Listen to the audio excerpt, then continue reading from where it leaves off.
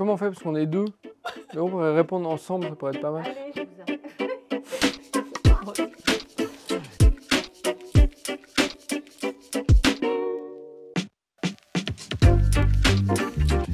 Les contes du père, voilà pourquoi. Un livre de recueil africain. Et ce livre, je le conseille aussi encore aujourd'hui à de nombreux parents. Je ne sais pas vraiment si c'est le premier ou pas le premier. C'est Fantomette. J'aime beaucoup lire Fantomette.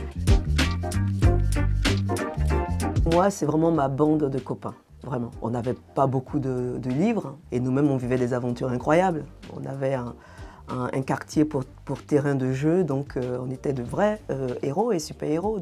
J'aimais beaucoup Robin des Bois dans la version de Walt Disney, des personnages comme ça qui me faisaient rêver et sur lesquels moi-même je dessinais et je leur réinventais des aventures. Pour être franche, je l'ai écrit. Aya du Yopougon, vouloir raconter une Afrique heureuse, un pays heureux, des souvenirs heureux, c'était mon rêve et je l'ai réalisé. Il y avait énormément de livres que j'aurais aimé dessiner. J'ai pensé à quelque chose d'assez simple, qui est Rebetiko de David Prudhomme, qui est vraiment pour moi un chef-d'œuvre de maîtrise, parce qu'en même temps c'est très synthétique et en même temps c'est très vivant. Ça fait partie de mes livres préférés.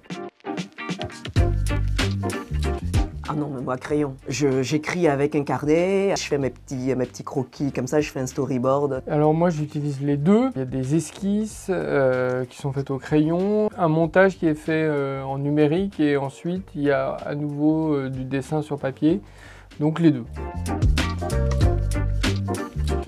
Suite à un séjour de reportage en Côte d'Ivoire, je suis revenu en France avec un palu monumental. J'ai fini dans une ambulance aux urgences, sous intraveineuse avec tout un tas de produits. Et comme je devais faire le AIA, qui devait être le 4 ou le 5, j'avais demandé à Marguerite de m'amener les planches, du papier, tout ça, et je dessinais les planches allongées dans mon lit avec ma perf. J'ai fini l'album à l'hôpital. Je me suis retrouvée à Abidjan à rencontrer le vrai commissaire Kwame et donc je lui offre la BD. Il me dit « Oh, mais c'est super, mais tu racontes mon histoire ». Et en fait, j'étais juste obligée de lui dire « Oui », pour qu'il puisse me recevoir. Donc voilà, je me suis retrouvée avec ce type-là, avec le commissaire Kwame, entre les mains, et qui me disait que j'ai bien fait de raconter son histoire, alors que ce n'était pas du tout la sienne. Alors moi, ça va être totalement hors sujet, c'est Django Reinhardt, parce que j'aime bien son côté à la marge, le fait qu'il parte avec un sévère handicap et que finalement, il soit un créateur de génie.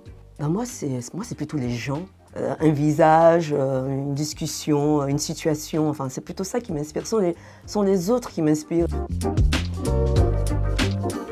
J'en ai plein, mais je cherchais le pire. Et je l'ai oublié. La mémoire. C'est que j'ai peut-être un premier abord un peu abrupt. Voilà. Alors en fait, je suis gentil, mais au début, je suis toujours un petit peu sur la défensive. C'est tout. On n'a pas dit plusieurs, on a dit un. Alors moi, mon pire défaut, je pense que c'est ma mauvaise foi. Je me soigne, j'ai bien changé avec l'âge. Oui. C'est pas ça. Ça m'est apparu une évidence quand j'ai fait ma première bande dessinée qui était Aya du Yopougon, le premier, quoi. Alors moi, c'est lorsque j'ai dû faire le tome 2 d'Aya du Yopougon. C'est là où j'ai su que j'allais en faire mon métier. Je travaillais en tant qu'assistante juridique. Quand j'ai fait le premier tome d'Aya, il y a eu le succès tout de suite. On se dit, peut-être que ça peut être un métier.